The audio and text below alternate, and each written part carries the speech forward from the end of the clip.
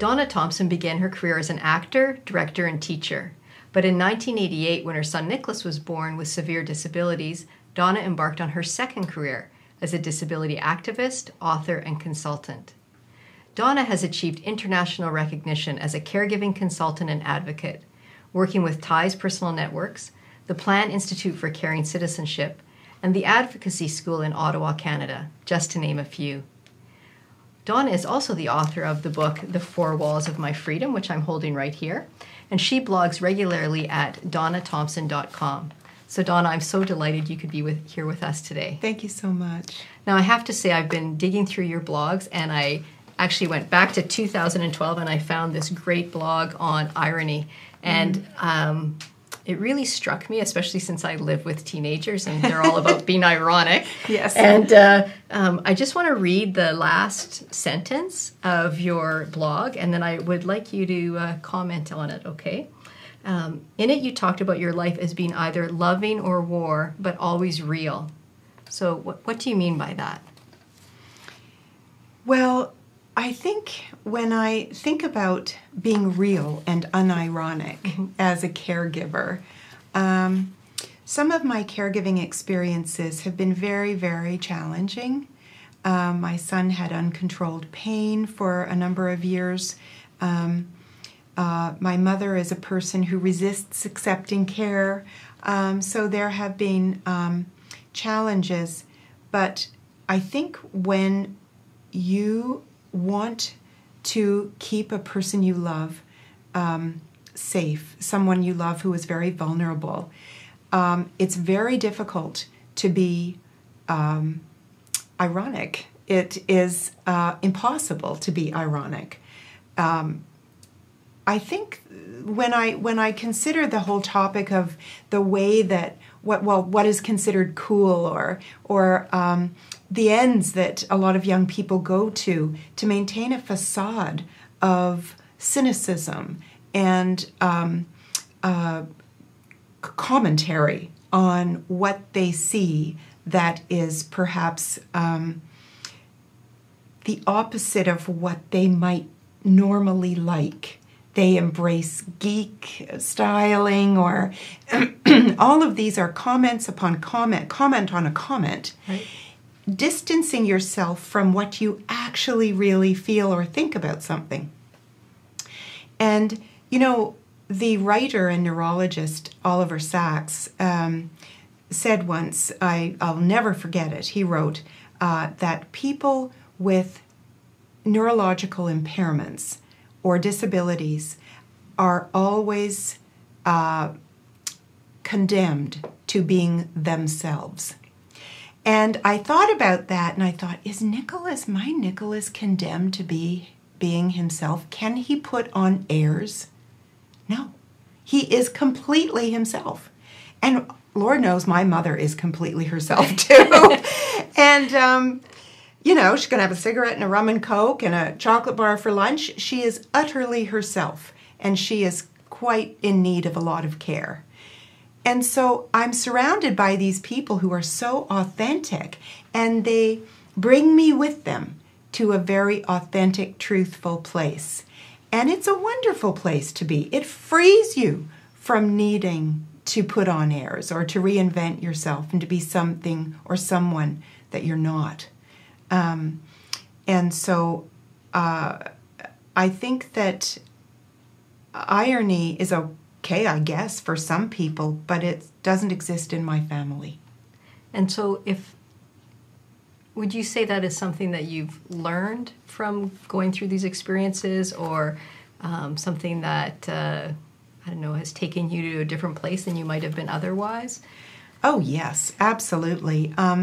When I was a teenager, my father had 3 strokes, and he lived with us at home. He lost his speech, he lost his mobility, and I remember at that point in my life thinking that the right way to cope was pretend nothing was happening, nothing bad was happening. And I can tell you that didn't, as Dr. Phil would say, how's that working for you? It didn't work. You No, you really. I think if you love someone and they need help going to the bathroom or they need help having lunch and you're there with them doing it, you have to say, this is what we're doing. This is okay. Let's chat while we're doing this. Let's talk about, or let's reminisce. Let's talk about something we both love. I think it's in actual fact, it's what this whole mindfulness or slow movement is aspiring to. This way of living that is truthful, slower, more about caring, more about the transparent ego, putting your ego, leave it outside the door, and come in and care for each other.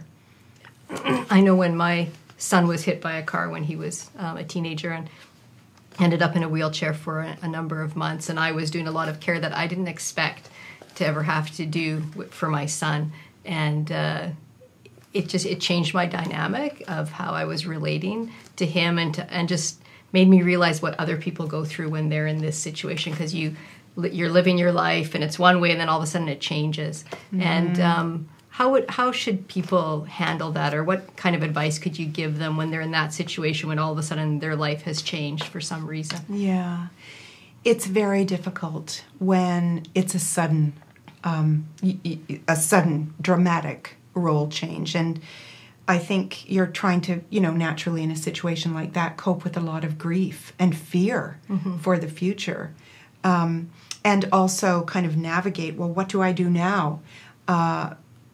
That being thrust suddenly into the role of a caregiver is very difficult with the onset of a new diagnosis or an accident, a trauma, or a stroke, something like that is really, really challenging. And I think, there's a story that a lot of parents with children with disabilities will be familiar with, and it's written by Emily Pearl Kingsley, who was a writer on Sesame Street, and she's retired now, but she had a son with Down syndrome, and a lot of people asked her to describe how she felt about what was it like. What would you say to another parent? What is it like when you have a child who's very different? And so she wrote a story called Welcome to Holland, and basically, the story is simply that, you get on a plane, you're going to Italy, you've packed for Italy, you've learned Italian, you've made all your hotel bookings, and you know exactly where you're going, so excited. And then halfway through the flight, the pilot comes on the intercom and says, I'm sorry, but everyone, we are being rerouted to Holland. So you're going to Holland, not Italy. And you have to get off the plane, you have no language, no plans, and everything needs to be decided suddenly, where you're going to stay, what you're going to eat, etc. And you need to grieve the fact that you never went to Italy.